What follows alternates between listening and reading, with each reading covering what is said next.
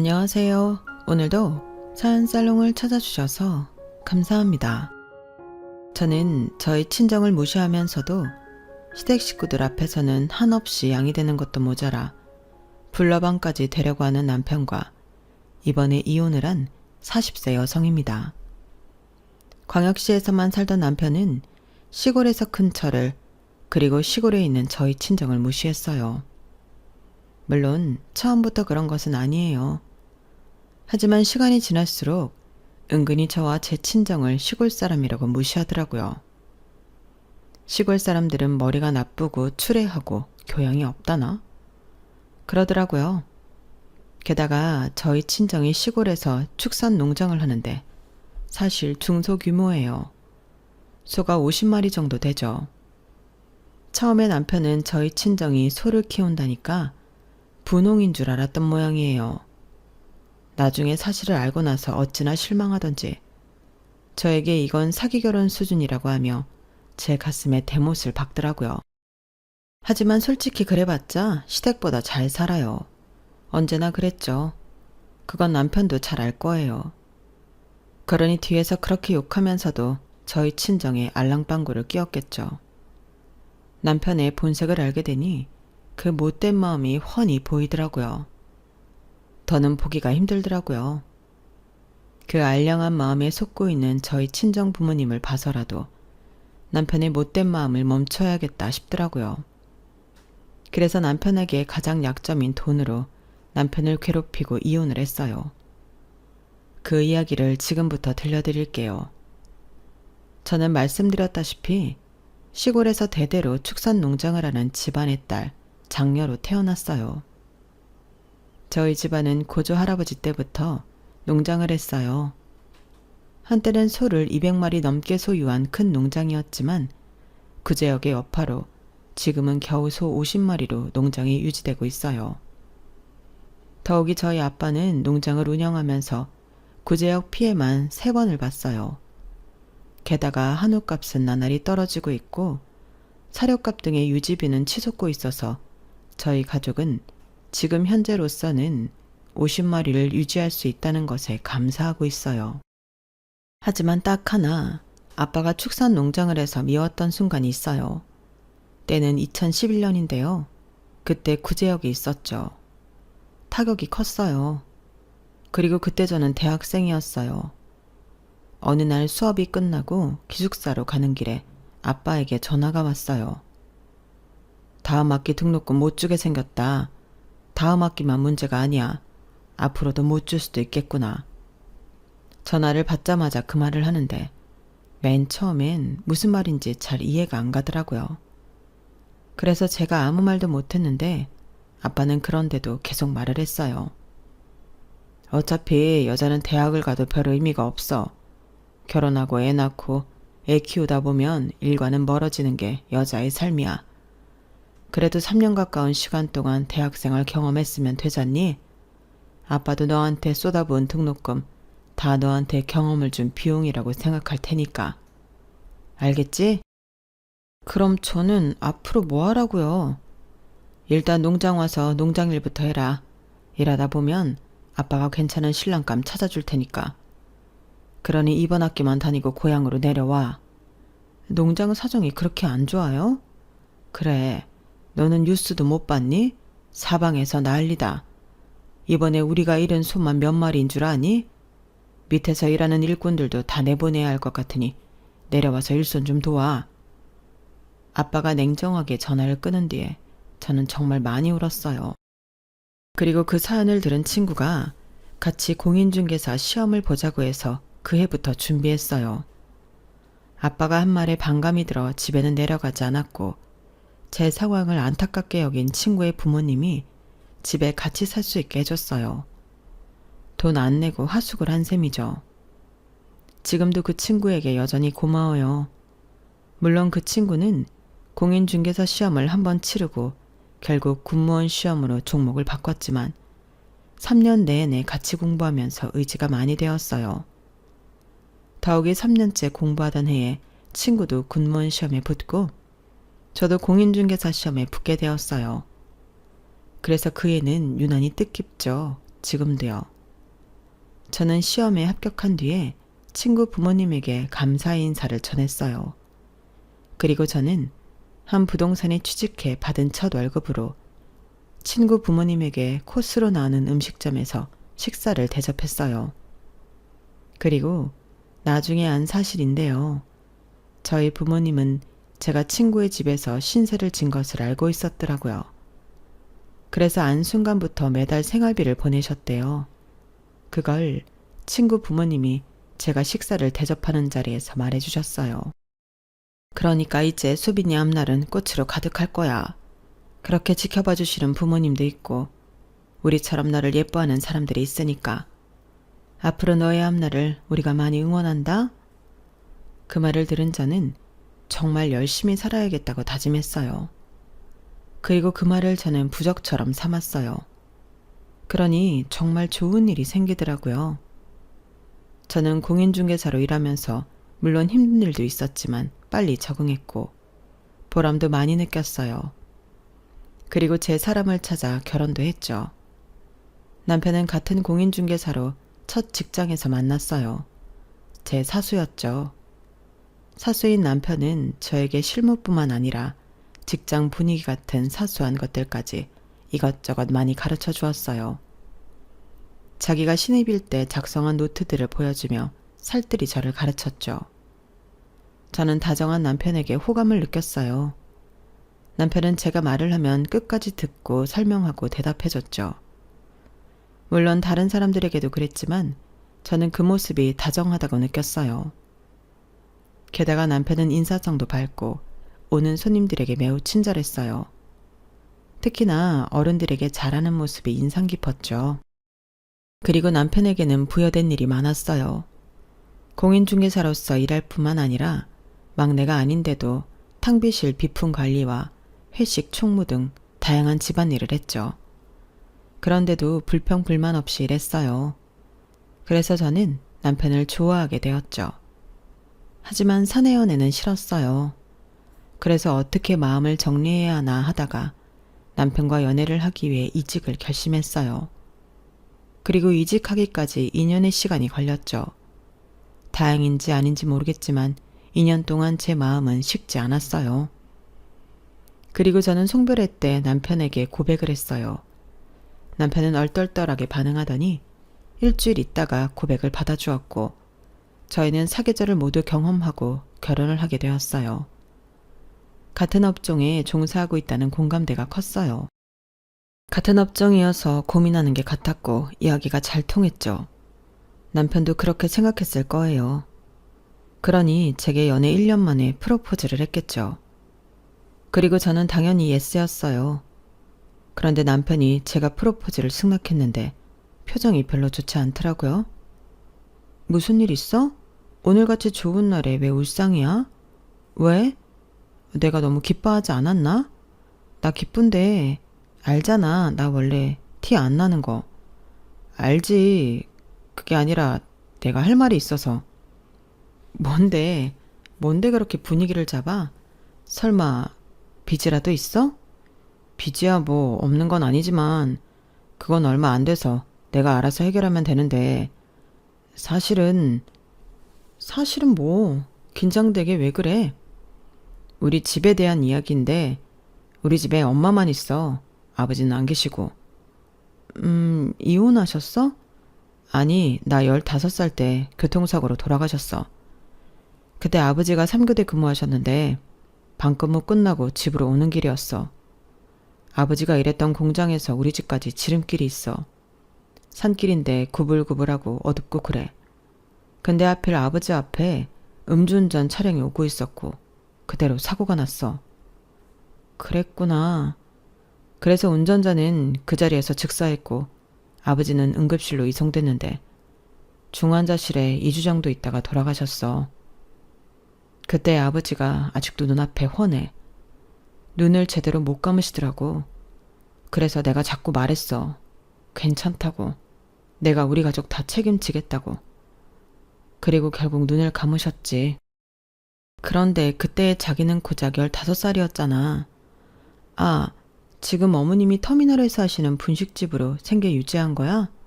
아니, 그때 엄마는 반찬 가게에서 아르바이트 했어. 하루에 4시간이었고, 그때 시급으로 우리 셋을 책임지기엔 턱없이 부족했지. 그래서 우리 엄마는 아버지 사망보험금이랑 합의금으로 가게를 내고 싶어 했어. 그리고 마침 반찬 가게 사장이 엄마한테 터미널에서 분식집을 하는 친구가 있는데 자리를 내놓았으니 해보라고 한 거야. 그래서 그때부터 시작한 거지. 그럼 거기서 본 돈으로 새 남매를 키우신 거네?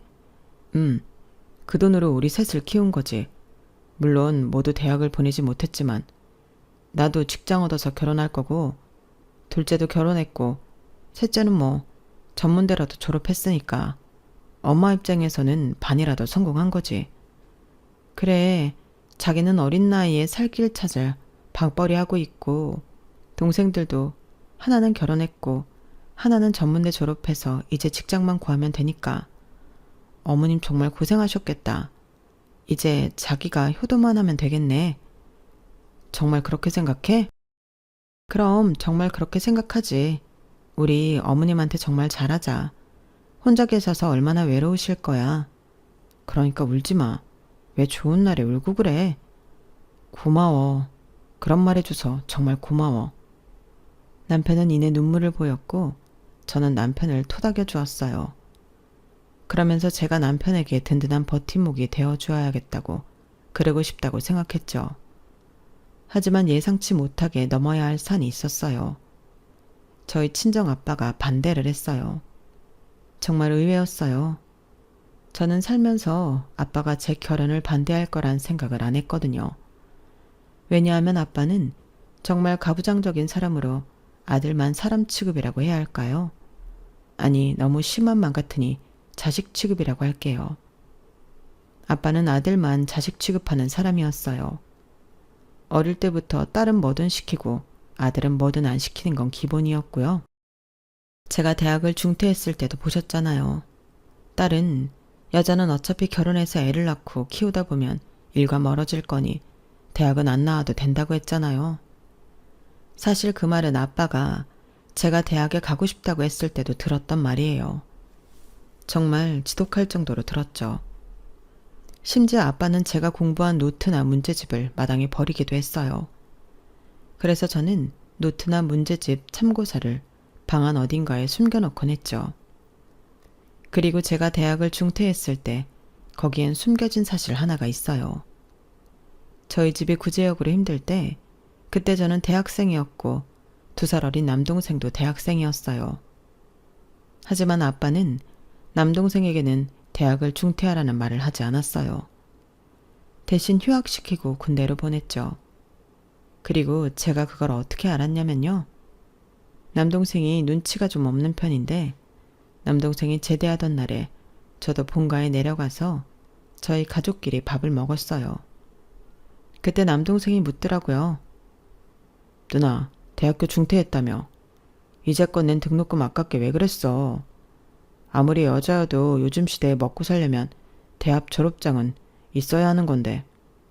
박사는 아니어도 학사는 되어야 뽑아주지. 안 그러면 택도 없을걸? 지금 누나 공인중개사 시험 준비한다고 했지. 지금 2번 떨어진 건가? 그렇게 열심히 준비해서 붙어봤자 나중에 취업할 때 되면 대졸인 애들 뽑는다니까? 나한테는 맨날 똑 부러져라 하더니. 그러면 너도 마찬가지잖아. 남자라고 뭐 다를 줄 알아? 남자든 여자든 다 똑같아. 둘 다 고졸이면 남자를 더 뽑을 것 같지? 그건 어디서 배워먹은 자신감이야? 이건 또 무슨 소리야? 내가 왜 고졸이야? 나 휴학한 거지 중퇴 안 했는데? 남동생의 말에 놀라 부모님을 쳐다보자 부모님은 제 눈을 피했어요. 눈치도 없는 남동생은 계속 저보고 후회할 거라고 했어요. 누나 진짜 대학 중퇴한 거 후회할 거야. 그럴 거면 애초에 처음부터 다니질 말든지. 돈 아깝다 아까워. 친구의 집으로 돌아가면서 저는 이 집 구석에서 여자는 심부름꾼 그 이상 이하도 아니라는 것을 뼈저리게 느꼈어요. 그리고 유년 시절을 떠올렸죠. 제가 그토록 가고 싶어 했던 학원은 남동생만 다녔어요. 저는 학교에서 운영하는 저렴한 방과후 교실만 다녔죠.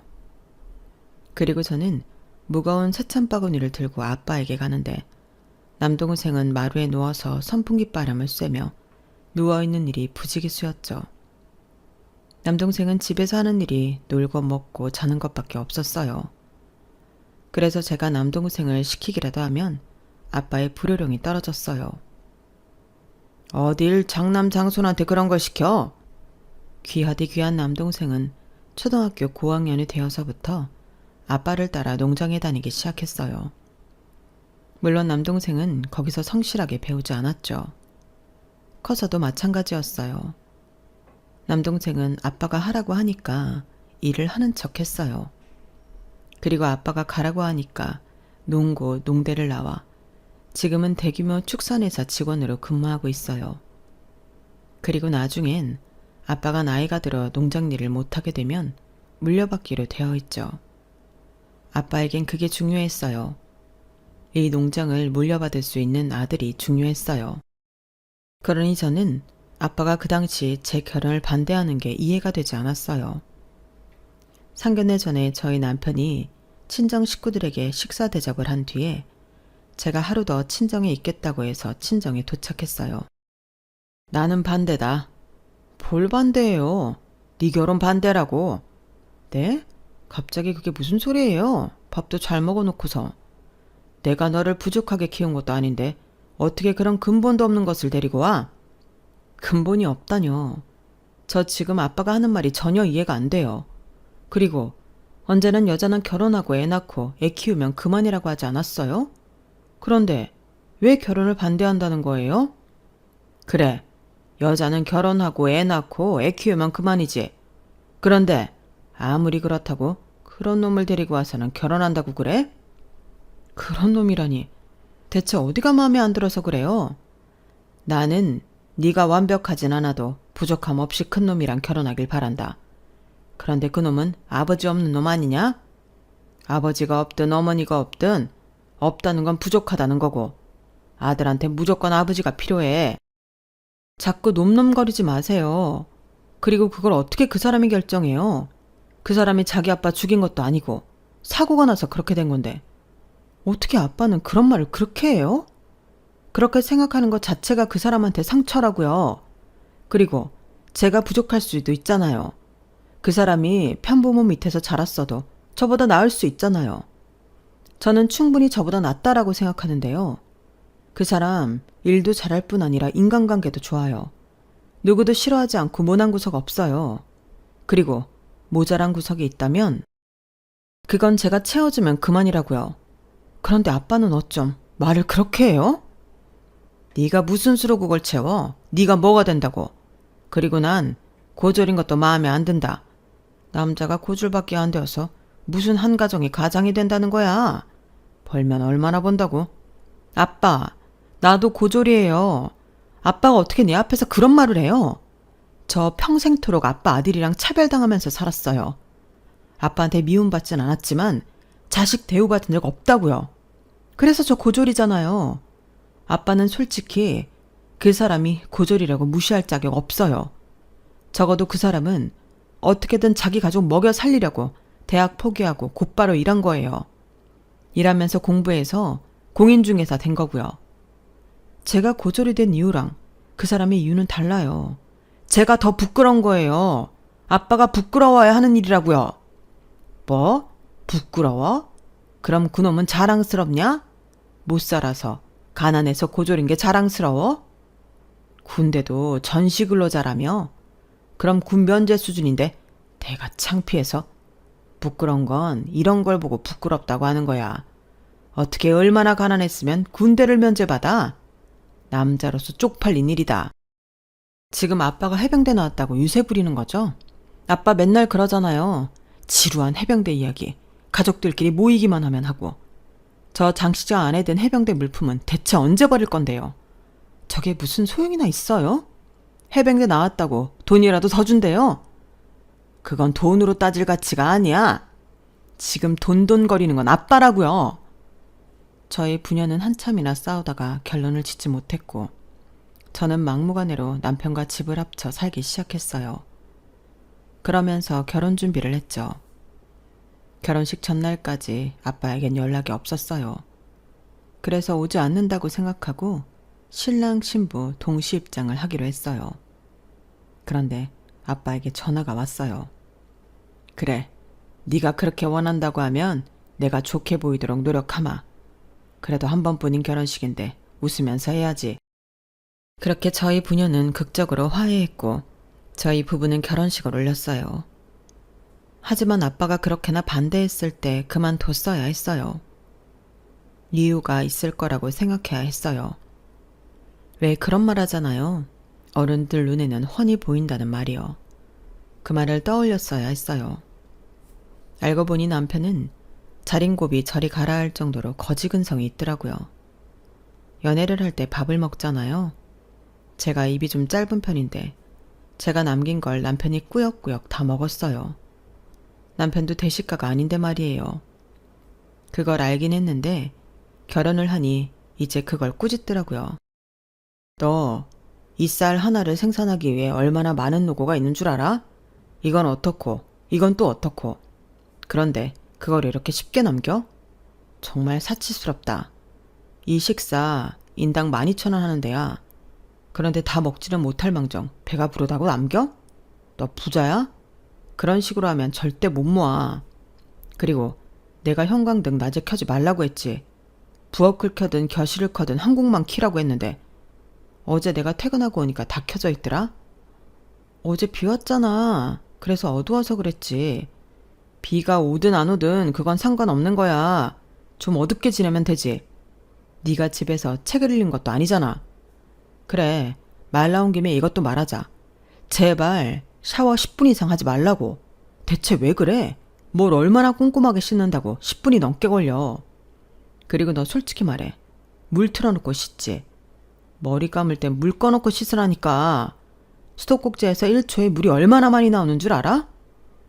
내가 무슨 샤워를 얼마나 오래 한다고 그래.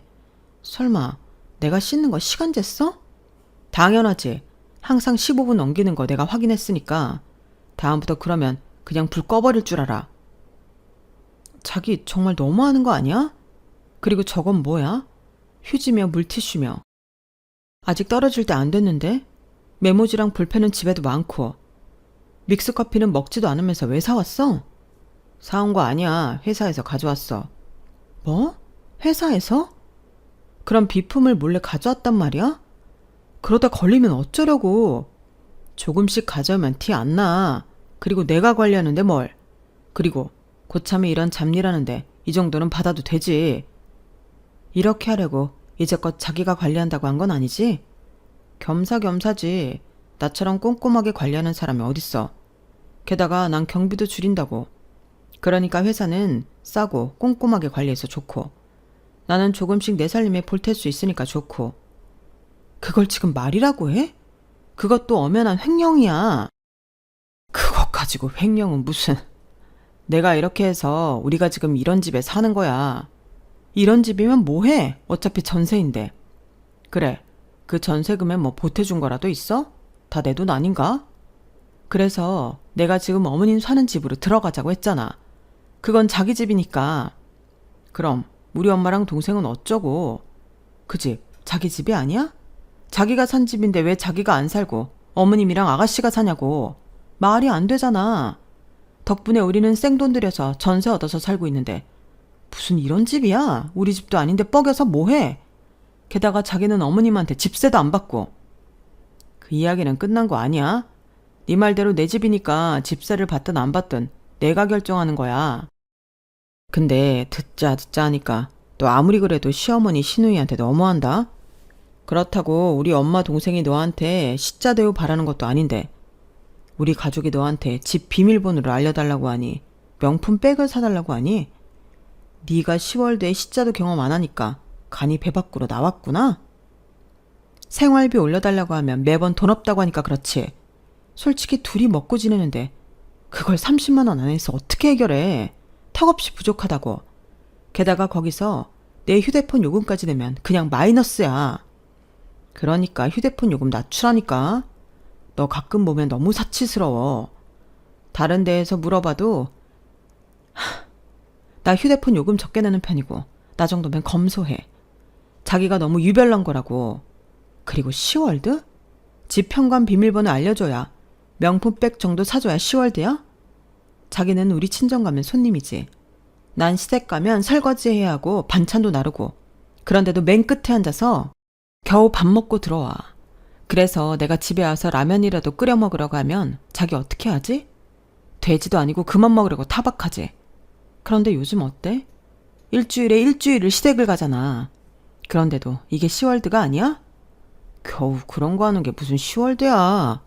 정말 네가 진정한 시월드를 모르는구나. 그런 자기는 얼마나 아는데? 며느리도 아니면서 자기가 시월드를 어떻게 알아? 난 주변에서 듣는 지식이 있으니까. 꼴에 그 지식이 뭐라고. 원래 숨 막히는 건 폭력이 아니라 침묵이야. 아, 그래 하나 있네. 내가 종종 어머님이랑 아가씨 운전기사 하지. 그건 시월드 맞지?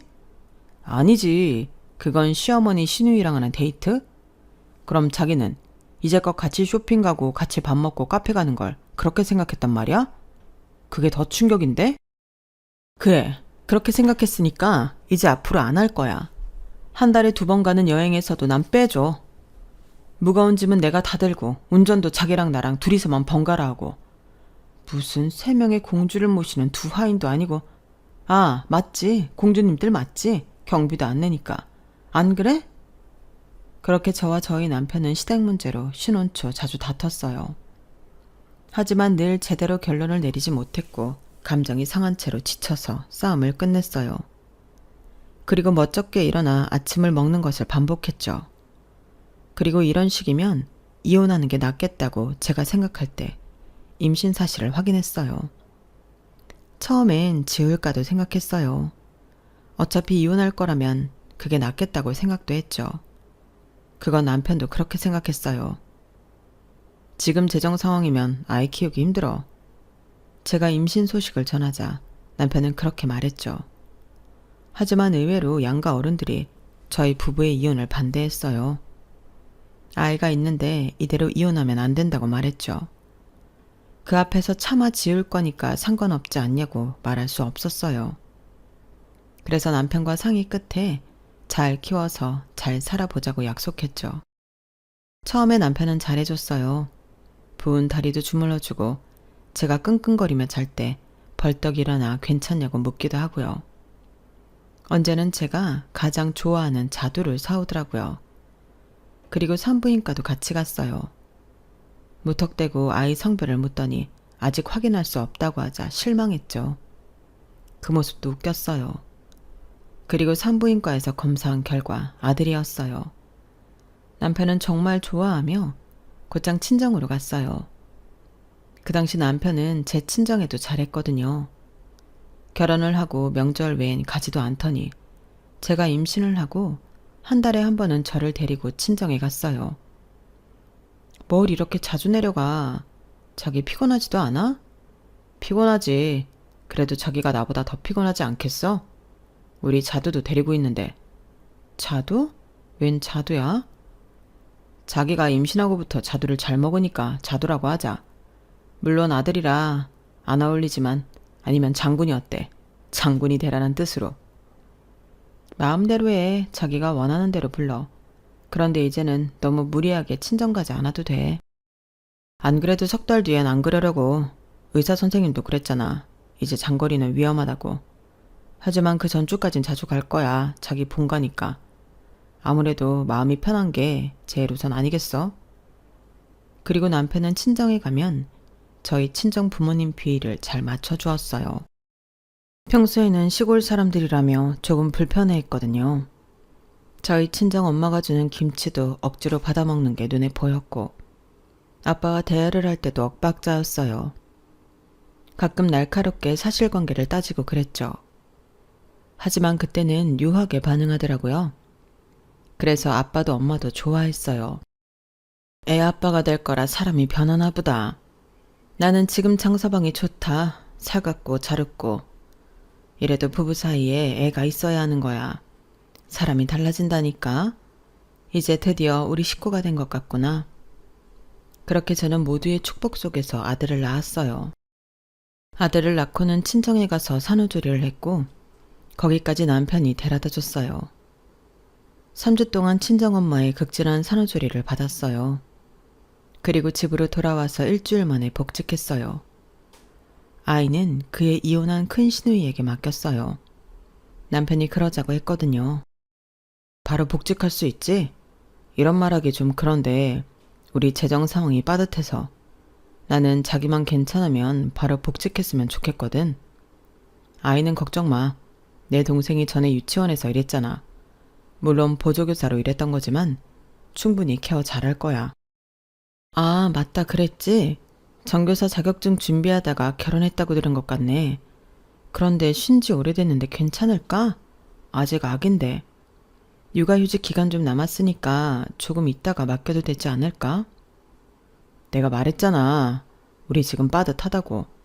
그동안 혼자 벌어서 여유 없어. 저는 남편의 말이 내키진 않았어요. 왜냐하면 큰 시누이는 무슨 잘못을 했는지 모르지만 양육권도 같이 못할 뿐 아니라 위자료를 2천만 원이나 상대에게 줘야 했거든요. 심신이 불안정한 상태라고 생각해서 더더욱 맡기고 싶지 않았어요. 하지만 어쩔 수 있나요?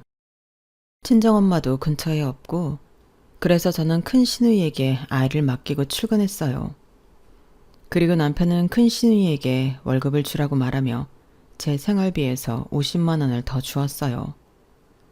그렇게 큰 시누이는 저희 아들이 초등학교에 입학할 때까지 봐주었어요. 솔직히 그 이후에도 아이를 봐주는 사람이 있다면 정말 좋을 것 같다고 생각했지만 더는 큰 시누이에게 맡기지 못하게 되었죠. 남편이 큰 시누이를 집으로 데려와 종일 아이를 맡기는 게 어떠냐고 물었거든요. 그러는 편이 자기한테도 아이한테도 좋지 않겠어? 자기도 봐왔잖아. 내 동생. 정말 아이를 사랑하는 마음으로 돌보는 애야. 우리 아들이 저렇게 성장할 수 있었던 건 완벽하게 우리 동생 때문이라고. 알아. 나도 인정해. 아가씨가 아이 잘 봐주는 거 알겠어. 하지만 그렇다고 같이 살 수는 없어. 나 자기가 아가씨 집으로 데려오려고 하는 이유 알아. 아가씨 보증금 다 까먹었다며? 월세 낼 돈이 없어서 그런 거잖아. 하지만 그렇다고 방법이 이거 하나야? 솔직히 아가씨 지금 제대로 버는 거 아니잖아. 우리 아들 돌봐주고 받는 돈 말고는 없잖아. 다른 방법을 생각해 보라고 해. 우리 집으로 데려오는 건 좋은 방법 같지 않아. 오히려 아가씨를 더 망칠 거라고. 그냥 자기가 데리고 오는 게 싫은 거잖아. 내 동생이 불쌍하다. 나 때문에 이런 새언니 만나서 길바닥에 나앉게 생겼네. 자기는 정말 우리 동생이 불쌍하지도 않아? 어리디 어린 21살에 10살이나 많은 남자랑 결혼해 애 셋 낳고 자식만 보고 살았는데 고작 다른 남자랑 연락 한 번 했다고 이혼당하고 양육권 뺏기고 위자료 주고 못되고 치사한 놈이지. 그렇게까지 줄 필요 없었는데 그 자식이 돈 많다고 쇼를 만든 거라고. 남편이 씩씩거리며 열을 냈어요. 그러더니 저보고 큰 시누이에게 월급을 더 주라고 하더군요. 아니면 자기가 동생한테 월급을 더 주든지. 얼마나? 한 300만 원? 웃기지도 않아. 어떻게 50만 원에서 300만 원으로 올라? 그게 어느 나라 계산법이야. 내가 미안해서 그래. 막내한테는 월에 100만 원씩 주는데 50만 원밖에 못 줘서. 뭐? 막내 아가씨한테 100만 원을 준다고? 매달? 그건 몰랐는데. 막내는 대학교 다닐 때부터 그 정도 줬어. 사실 시세 따지면 더 줘야 하는데. 참, 우리 동생이 오빠 잘못 만나서 고생하네. 막내만 고생하는 줄 알았는데 우리 둘째도 고생하겠네. 왜 내 탓을 하는 걸로 들리지? 내가 분명 결혼 전에 말했지. 우리 집엔 아버지가 없고 나뿐이어서 내가 가장 노릇해야 했고 앞으로도 그렇다고. 뭐? 그리고 자기가 내 와이프가 된 이상 이 역할에 협조해야 해. 그래서 말인데 자기 유산 얼마나 받을 수 있어? 유산이라니? 얼마 전에 천안 일 그만둔다며. 이제 본격적으로 농장일 배운다고. 그런데? 그러면 농장을 안 팔고 주겠다는 소린데 나는 그 대도 않는 농장을 왜 하는지 모르겠네. 아무튼 남은 재산이 얼마나 있어? 나도 모르지. 그럼 농장을 처남이 다 관리해야 돼. 지분을 나눠. 그래도 자식인데 안 그래? 그래도 말이 안 통하면 우리 아들 이야기해. 손자잖아. 손자한테는 한 푼도 안 물려줄 거냐고. 그래. 어차피 처남은 결혼도 안 했고 애도 없으니까. 자기 지금 무슨 소리 하는 거야? 대충 사이즈 보고 대출 좀 받아서 우리 건물 하나 매입하자. 그리고 그 건물 꼭대기에 우리가 살고 1층에 엄마 가게 내주고 자기가 싫다고 하니까 우리 동생 살게 한 칸 비워두고 그럼 되겠지?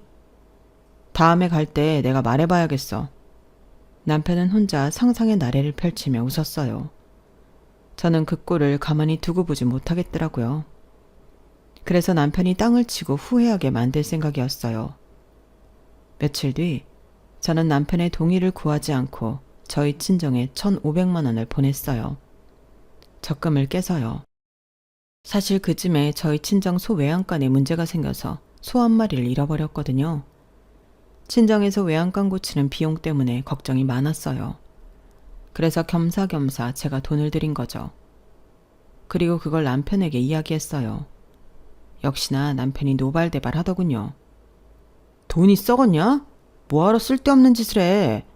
아니 왜 밑빠진 독에 자꾸 물을 붓냐고. 축산농장 앞으로 계속 하향세일 거야. 결국엔 문 닫고 부지 파는 수밖에 없는데 그런 짓을 왜 해? 이왕 이렇게 된 거 팔라고 하지. 팔고 돈으로 달라고 하지. 바보도 아니고 왜 그런 쓸데없는 짓을 해? 그게 어떻게 쓸데없는 짓이야. 우리 아빠 생계인데. 그리고 소는 찾았어 얼마 전에. 농고 다니는 애들 5명이 찾아줬어. 얼마나 기특해. 농고 다니는 애들이라 소 기표에 있는 1억 번호 가지고 우리 집으로 왔다더라. 그래서 아빠가 고마워서 크게 보답하고 싶어 하길래 1억 보내라고 했어. 뭐? 1억? 1억이 누구 집 개 이름이야? 아니 어차피 고등학생들이라며 굳이 그럴 필요 있어? 대체 어떻게 해서 1억이 나온 건데? 각자 1,000만 원씩 주고 나머지는 학교 발전기금으로 기부할 거야. 앞으로 우리 농업을 살릴 애들인데. 그래서 나도 4,000만 원 보탰어. 자기가 내 월급 잘 관리해줘서 돈이 많이 모였더라? 아니 지금 내 통장으로 돈을 보냈다는 거야? 아니지 우리 통장이지. 게다가 그건 내 월급 관리하는 통장이니까 내 통장 아닌가? 네가 드디어 미쳤구나. 어디서 내 돈을 자꾸 쓸데없는 데에 써. 아깝다 아까워. 어차피 딸이라 유산도 받을지 안 받을지도 모르는데. 그런 건 신경 안 쓰는데 아무튼 고마워. 덕분에 나도 효도하네. 제가 뻔뻔하게 나오자 남편은 개거품을 물고 쓰러졌어요. 그리고 남편은 다음 날 친정으로 가자고 했어요. 친정에 가더니 아빠에게 다짜고짜 제가 친정해준 1,500만 원을 돌려달라고 했죠. 그건 이미 다 쓰고 없는데? 외양간은 진작 고쳤고 보상도 다 했어. 아니 그걸 벌써 했어요? 매사 그렇게 느릿느릿하더니 왜 그런 건 이렇게 빨리 했어요? 그거 제 동의 없이 따님이 그런 겁니다. 그러니까 돌려주세요. 아니면 유산이라도 제대로 주시든가요. 자네는 동의하지 않았다고? 그리고 유산이라니 벌써 죽으라고 제사 지내는 건가? 언제는 장인어른 오래 사셔야 한다고 그렇게 말하더니 그게 다 부였어? 실은 유산 받아야 하니 빨리 죽길 바랐던 거야? 누가 그렇대요. 그럼 따님 앞으로 유산 줄 겁니까? 얼마나요? 여기서 약속하세요. 남편은 저희 아빠에게 자꾸 돈을 달라고 했어요. 그리고 이번엔 제가 나섰죠. 이제 그만해. 자기 논리로 따지면 이제껏 자기가 시댁에 준 돈도 나랑 상의하지 않은 돈이니 도로 가져와. 도로 가져오면 나도 내가 친정에 준 돈 가져갈게. 자, 이건 자기가 시댁에 얼마나 줬는지 모를 것 같아서 내가 대충 계산해 놓은 거야. 남편이 제가 정리해 놓은 지출 내역을 보고 기가 막혀 했어요. 그리고 이내 얼굴이 새파랗게 질렸죠. 이걸 당신이 어떻게... 남편이 본 건 큰 시누이가 이혼할 때 상대에게 줘야 하는 위자료를 남편이 보냈다는 내역이었어요. 알고 보니 남편이 큰 시누이가 이제껏 경제활동을 하지 못해 위자료를 낼 형편이 되지 못하자 위자료를 대신 갚아준 모양이더라고요. 그것도 대출을 써서 말이죠. 그리고 대출은 그것만 있는 게 아니었어요. 작은 시누이 학자금 대출도 남편이 갖고 있었죠. 아마 자기 동생들에게는 한없이 약한 남편이니 그 돈을 동생들 보고 갚으라는 말은 차마 못했을 거예요. 내가 몰랐어야 했는데, 그치? 하지만 꼬리가 길면 밟힌다잖아. 가족끼리 왜 그래? 우리 다 가족이잖아. 가족끼리 어려울 때 도와야지. 그러니까 나도 그래서 도운 건데 지금 자기는 돈 내놔라 하고 있네. 나한테 시댁은 가족이고 자기한테 처가는 가족 아니야? 이렇게 하나하나 따지면 안 피곤해? 그리고 원래 여자는 시집 오는 거야. 너는 우리 집 식구지 이 집 식구가 아니라고. 저희 부부가 얼굴을 붉히며 싸우는 와중에 아빠가 나서서 상황을 정리했어요. 아니, 그럴 것도 없네. 자네가 지금까지 우리 가족을 물러봤구만. 그러니 지금 살아있는 내 앞에서 당당하게 유산 얘기를 꺼내지. 그리고 나를 물러봤다는 건 내 딸도 물러봤다는 건데. 지금까지 내 딸이 한 이야기가 사실인가? 정말 내 딸 돈까지 함부로 사돈과 사돈 처녀들에게 쓴 건가? 그래놓고 내 딸이 외양간 고치고 보상하는 데 쓰라고 준 돈을 내 동의가 없으니 돌려달라. 얼마나 나랑 내 딸을 무시하면 그런 소리가 나와? 그리고 그렇게 산다고 받은 사람들이 자네한테 뭐라고 갚을 줄 아나? 아니, 그런 사람들일수록 더 뜯어먹고 빨아먹으려 한다고. 자네는 아직 멀었구만. 아직 멀었어. 가족이라고 뭐든 간이고 쓸개고 다 줘선 안 돼. 그래봤자 남는 건 내 살가죽뿐이야. 그런 이치를 알아야지. 당장 이혼에게 도저히 두고 볼 수가 없네. 얼마나 딸을 생각했다고 그런 말을 하세요? 딸아들 차별하면서 키운 게 누군데요? 장인어른이 그렇게 키워서 이제껏 무시당하고도 성질 한번 못 냈잖아요. 그래서 다루기 참 쉬웠습니다. 자네 말 다 했나? 네, 왜요? 때리긴 왜 때리나? 그래봤자 내 손만 아프고 또 지금처럼 돈 달라고 합의금 뜯어낼 거 아닌가. 그냥 이혼하게. 나는 딱 그 말만 하겠네. 내가 잘하는 변호사가 있으니 이제 연락을 그리로 하게. 합의를 해도 좋고 소송해도 좋다네. 나는 준비되어 있으니까 결정하고 이 연락처를 연락 주게나. 그리고 정말 남편은 제게 이혼 소송을 걸었어요. 저는 친정 아빠가 소개해준 변호사와 법정에 섰죠. 남편도 변호사에 돈을 많이 쓴 것 같았어요. 이혼 전문 변호사라고 하더니 꽤 쓸만한 증거를 가지고 왔더라고요. 하지만 사실관계만 따져도 제가 승소하는 재판이었어요. 남편을 이기는 건 쉬웠죠. 이렇게 쉬운데 왜 진작하지 않았을까 싶더라고요. 저는 쉽게 양육권도 얻었고 위자료와 지금까지 시어머니와 시누이가 살았던 집도 받게 되었어요. 결과를 듣고 시어머니와 시누이가 집만은 돌려달라고 빌고 차정했는데 저는 그 집을 팔아버렸어요. 그리고 위자료와 집을 판 돈을 가지고 개인 부동산을 차렸고 아들과 살 새 집을 구했어요. 모두 시댁 식구들이 없는 다른 동네로요. 그리고 저는 친정 아빠와 진한 화해를 했어요. 이혼 소송이 끝난 뒤에 아빠가 저를 안아주더라고요. 딸아, 아빠가 미안하다. 이번에 네가 상처를 받게 된 이유가 네 전남편 말대로 내 탓인 것 같구나. 내가 너를 존중하지 않고 키워서 네가 이런 꼴을 당한 것 같아. 얼마나 힘들고 얼마나 괴로웠냐? 아빠가 정말 미안하다. 반성하고 있고 앞으로는 그렇지 않으마. 그리고 유산은 내가 너에게도 일부 남겨줄 거다. 그러니 그런 부분에 대해선 걱정하지 말아라. 아빠 고마워요. 그래도 이제까지 전혀 아빠를 미워하지 않은 건 아니니까 이렇게 사과해줘서 고마워요. 하지만 유산 얘기는 못 들은 걸로 할게요. 아직. 아빠 아직 건강하고 그런데 유산 이야기에서 뭐해요. 더 오래 제 곁에 있어주는 게 유산이에요. 아직은 그런 거 생각하지 말고 건강만 하세요. 내가 나를 이렇게까지 생각하는 딸에게 너무 몹쓸 짓을 했구나. 걱정 마라. 아빠 아직 팔팔하니까. 그렇게 저는 아빠와도 화해를 했고 이제 즐거운 마음으로 새 출발을 할 생각이에요. 그리고 앞으로 새 식구에게 더 빨대 꽂히며 지독해질 남편의 미래를 응원하려고 합니다. 여기까지가 제 사연이에요. 결혼이라는 게 그런 것 같아요. 이제껏 살아온 본가에서 독립해 자기 가정에 충실한 사람만이 건강하게 생활할 수 있는 것 같아요.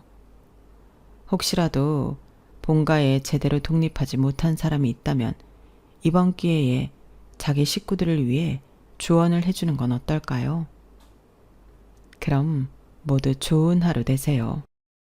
여러분, 사연 댓글에 응원과 현명한 조언 부탁드려요. 좋아요와 구독은 저에게 큰 힘이 됩니다. 오늘도 좋은 일 가득하세요.